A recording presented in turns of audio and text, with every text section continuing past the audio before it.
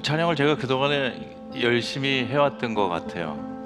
그러다가 허리도 여러 번 수술을 받고 그 다음에 갑상선에 문제가 생겨서 일어나지 못하는 지경이 됐었습니다. 그러다가 저한테 어떤 감정이 있다는 걸 알게 됐는데요. 그리움이었습니다. 너무나 난감해하던 어머니의 얼굴이 생각납니다. 그리고 제가 어머니한테 드리고 싶은 말씀은 하지만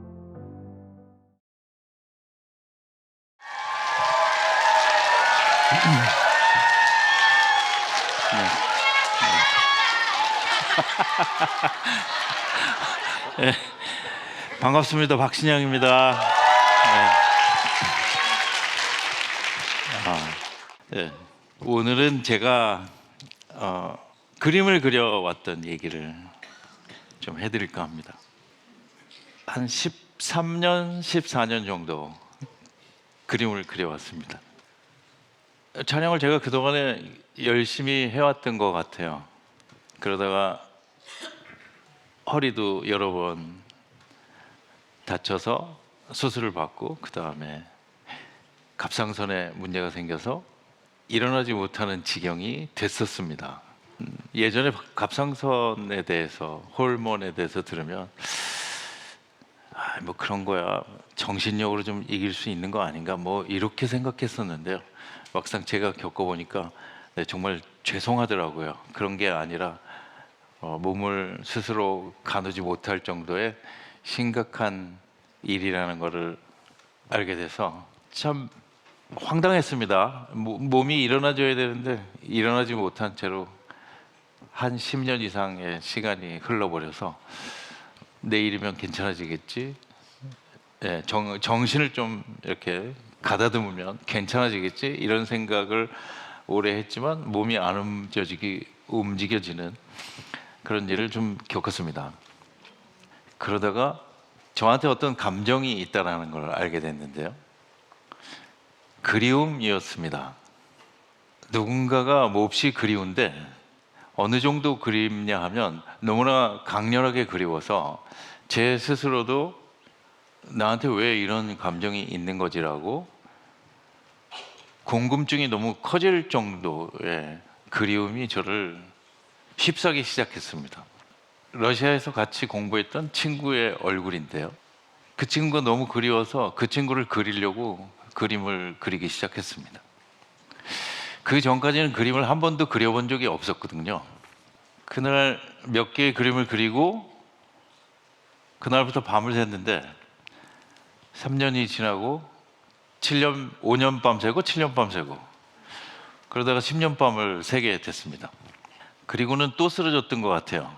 이제 물감 독과 그 다음에 물감의 세척제 이런 것들이 굉장히 독성이 있기 때문에 문을 잘 열어놓고 그렸어야 되는데 그러질 못해서 또 다시 쓰러졌습니다. 그림을 그리는 동안 그림을 어떻게 그려야 될까라는 생각도 정말 커다란 숙제였고요. 저를 휘감고 있는 그리움이 뭔지에 대해서도 너무 궁금했고요. 근데 어디 가서 물어볼 데가 없어서 그게 참 답답했던 것 같아요. 이런 질문을 가져도 되는가? 이런 궁금증을 계속 유지해도 되는가? 제 스스로는 그런 모습이 좀 당나귀스러운 것 같다. 그래서 처음에는 그리운 친구의 얼굴을 그리다가 제 모습 같은 당나귀를 그리기 시작했습니다. 당나귀를 그리면서 당나귀 같은 사람들이 누군지에 대해서 자연스럽게 생각을 하게 된 것 같아요. 짐을 진 거에 대해서 꾀부리지 않고 그다음에 자기 길을 걸어가는 사람들, 그런 우직한 예술가들, 그다음에 나의 아버지 같은 사람들, 그리고 저도 당나귀를 닮고 싶다 하는 생각을 많이 했습니다. 그래서 당나귀 같은 모습을 한 예술가들의 얼굴을 계속 그려 나갔습니다. 에곤 실레도 있었고요. 그 다음에 피나 바우시도 있었고요. 그러면서 한편으로는 그림에 몰두하고 또 한편으로는 제가 가지고 있는 감정에 집중을 하고 또 한편으로는 그러면서 생기는 나는 누구인가라는 질문, 그 다음에 나는 어디서 왔는가라는 질문, 그 다음에 나는 무엇이어야 하는가라는 질문 등등을 함께 가지고 그림을 그렸던 것 같습니다.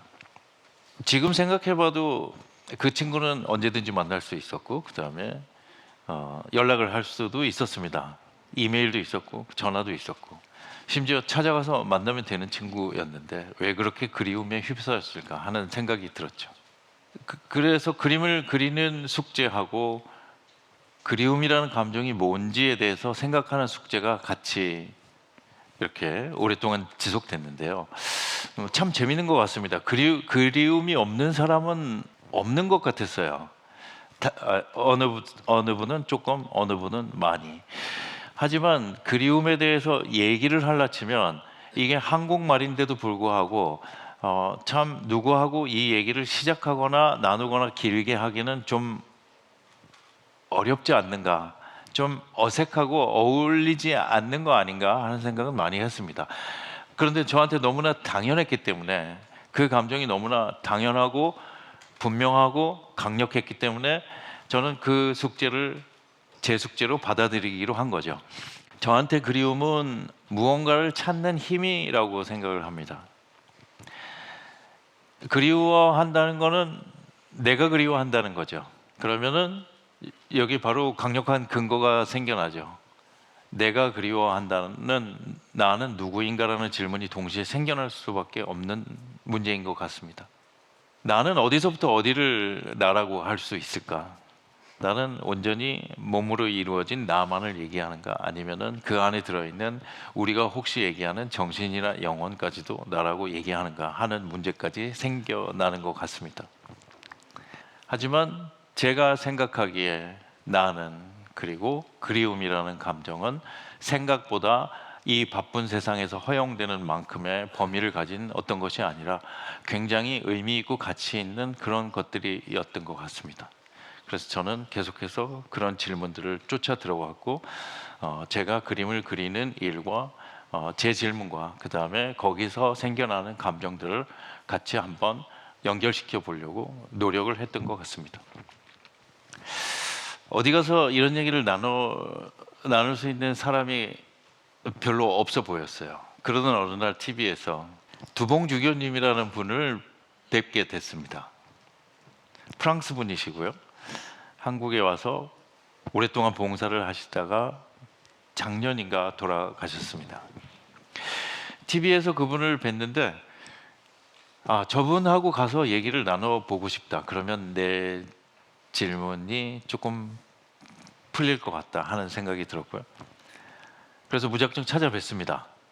제가 안동에 작업실이 있는데 그림을 그리는 데가 있는데 거기서 멀지 않은 곳에 그분이 사셨어요. 그래서 무작정 찾아가서 뵀더니 반갑게 맞아주셨고 그분은 TV 같은 거 잘 안 보시기 때문에 저를 모르시지만 다른 사람들한테 친절하게 해주시는 것처럼 저한테도 굉장히 친절하게 해주셨습니다. 이미 그때 연세가 드셔서 귀도 잘 안 들리시고 눈도 잘 안 보이신다고 해서 어디를 가지를 못하겠다 하는 말씀을 듣고 그러면 제가 운전을 해드리겠습니다 해서 그분하고 같이 어디를 갔다 오는 영광을 얻게 됐습니다. 차 안에서 가는 동안 오는 동안 굉장히 오랫동안 그분과 단둘이서 얘기를 나눌 수 있었는데요. 이제 도착해서 두봉주교님이 감사하다고 저한테 사과 2알을 선물로 주셨어요. 사과만 줄 수 없으니까 비닐봉투에 담아야 되는데 거기 지역의 종량제 쓰레기 봉투에 담아서 주셨는데 저도 웃을 뻔했습니다 그때. 네. 심각한 분인데 지금 웃기려고 그러시나? 그런데 그게 아니고 그분한테는 그 비닐봉투나 다른 비닐봉투나 다를 게 아무것도 없었던 거죠.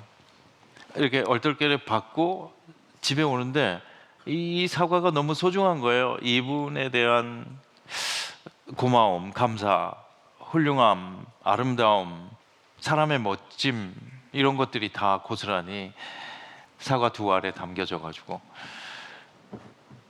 집으로 왔고 이제 사과를 놓고 보는데 손도 못 대겠고요, 먹지도 못하겠고.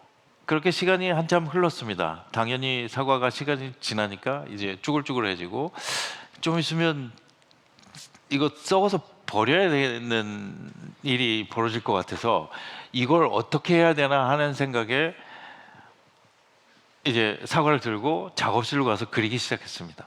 그래서 사과 그림이 굉장히 많아졌는데요. 사과를 그리면서 작업실에서 이런 생각이 들었습니다.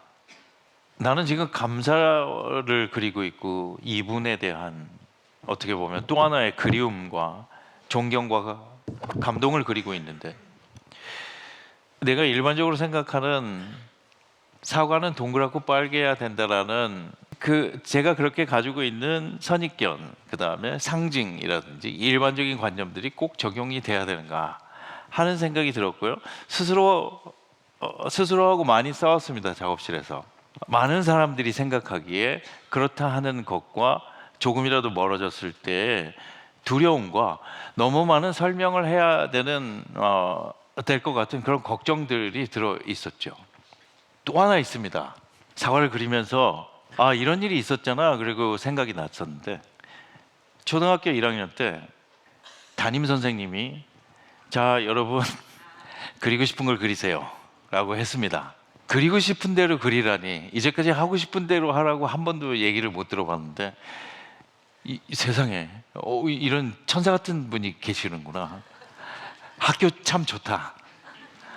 그리고 도화지에 빨간 사과를 엄청나게 크게 신나게 그렸습니다. 조금 있다가 선생님이 다가오시는데 야, 나 칭찬받는구나 이제 생각을 했는데요. 네.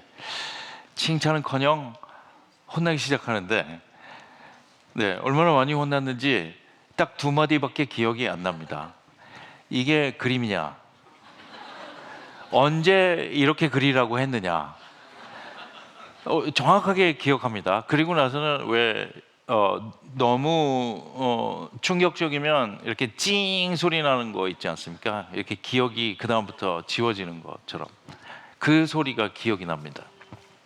그때는 못했지만, 감히 그때는 못했지만 시간이 지나고 나니까 이런 말 좀 할 수 있었을 텐데, 이게 그림이냐 그러면 그럼 이게 그림이지 뭐예요?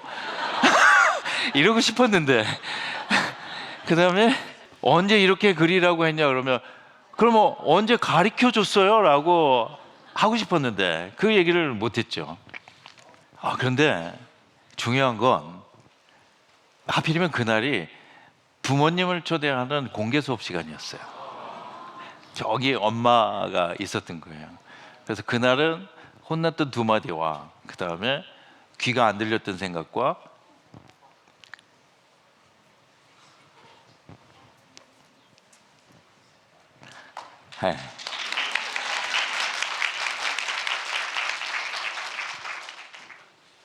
너무나 난감해하던 어머니의 얼굴이 생각납니다.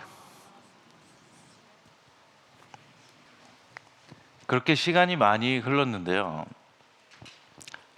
저한테는 궁금증이 좀 있었습니다. 왜 그랬어야 됐을까? 그 다음에 왜 이 기억은 나한테 이렇게 오랫동안 남아있게 됐을까? 이런 생각이 들었습니다. 연기 공부를 하면서 연기가 예술이니까, 연극이 예술이니까 예술에 대해서 알아갔어야 하는데, 예술이 뭔지에 대한 질문을 하려 치면 그림을 그렸을 때 혼났던 생각이 나면서 나는 예술을 영영 모를 거야 라는 생각도 같이 떠오르면서 도저히 가까이 갈 수 없을 만한 큰 벽이나 산처럼 생각이 들었어요. 이렇게 오랜 시간을 거치면서 초등학교 때 혼났던 생각들은 생각보다 오랫동안 강력하게 좀 남아 있었던 것 같은데, 그림이 뭐냐라는, 그림을 어떻게 그려야 되냐는 강력한 질문과요, 진짜로 그린다는 게 무엇인가와 그 다음에 무엇 때문에 그렇게 공개적으로 사람들이 많은 데서 어머니가 있는 앞에서 혼나야 됐을까? 미술이 뭐길래, 예술이 뭐길래, 왜 그랬어야 됐을까 생각을 한번 해봤습니다. 아시겠지만 예전에는 예전입니다. 네, 예전에는 그런 거 좀 있었습니다. 좀 혼내면 혼내지 않게 그 학부모님들이 네, 돈을 좀 봉투에 넣어서 가져다 주는 네, 좋은 문화가 있었죠. 네, 그래서 이런 거였지 않나. 당신의 아들이 여기서 이렇게 공개적으로 혼나는 꼴을 보고 싶지 않다면 봉투를 좀 가져오시오.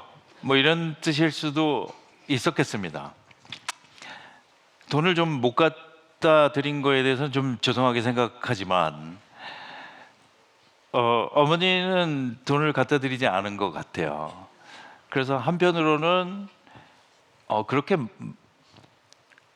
그렇게 많은 사람들 앞에서 공개적으로 혼나는 거를 보고 있는 어머니의 마음은 얼마나 아팠을까라는 생각을 오래 했습니다. 오랫동안 미안했습니다, 어머니한테. 그리고 제가 어머니한테 드리고 싶은 말씀은, 하지만 봉투를 갖다 주지 않은 건 참 잘하셨습니다라고 말을 하고 싶습니다. 왜냐하면 저는 오랫동안 그림이 뭔지, 예술이 뭔지에 대해서, 그림을 그리는 게 뭔지, 그 다음에 그 그림으로 다른 사람과 소통하는 게 뭔지에 대해서 생각할 수 있는 시간이 생겼습니다. 저는 그 선생님을 굉장히 감사하고 고맙게 생각합니다. 저한테 큰 숙제를 줬고 저한테 생각할 거리를 줬기 때문에 제가 무언가를 할 수 있는 좋은 힌트가 됐다고 생각을 합니다. 지금은 계시는지 잘 모르겠지만 감사하게 생각합니다. 저는 이제 세종문화회관에서 3월 6일부터 5월 10일까지 큰 전시를 앞두고 있습니다. 친구가 그리워서 그 그리움으로 그림을 그리기 시작했고, 그 다음에 이런 표현은 얼마만한 캔버스의 사이즈에 표현이 돼야 되는가에 대해서 스스로한테 자유를 좀 허용해 왔기 때문에 그림들이 좀 커졌고요. 굉장히 큰 그림들이 많이 늘어났습니다. 그래서 팔지 않느냐라는 질문을 그동안에 좀 많이 받았었는데요. 그리워서 그리움에 몰두를 해서 그리다 보니까요, 이걸 팔아야 되는 건지, 어떻게 팔아야 되는 건지, 어디 가서 팔아야 되는 건지 생각할 겨를이 별로 없었습니다. 하지만 연기도 그렇고 그림도 그렇고 표현은 누군가한테 보여줘야 된다는 속성만큼은 강력하게 가지고 있는 것 같습니다. 그래서 저는 연기를 했듯이, 연기를 하면은 제가 열심히 노력한 게 굉장히 빠른 속도로 많은 분들한테 가서 닿을 수 있었죠. 전파를 통해서이긴 하지만 그림은 가서 보여지는 데 있어서 굉장한 어려움을 가지고 있습니다. 하지만 그럼에도 불구하고 표현은 보시는 분들한테 가서 마음에 작용이 일어나는 데까지가 1차적으로 완성이라고 생각을 하기 때문에 어떻게 해서든지 이 크고 많은 짐을 짊어지고 가서 보여드리도록 노력을 하고 있는 중이고요. 다시 한번 돈 봉투를 갖다 주지 않은 우리 어머니한테 감사함을 느끼고 있고요. 그 다음에 그 선생님께는 돈 봉투를 좀 드리지 못한 거에 대해서 미안함을 가지고 있고요. 또 하나는 제가 이렇게 감정을 통해서 무엇을 해야 될까에 대해서 길을 찾아가듯이 저를 참고 삼아서 생각하시는 감정들에 대해서 존중해 주시고, 그 다음에 좋은 힌트를 찾아가셨으면 하는 바람입니다. 저는 여기서 마치겠습니다. 감사합니다.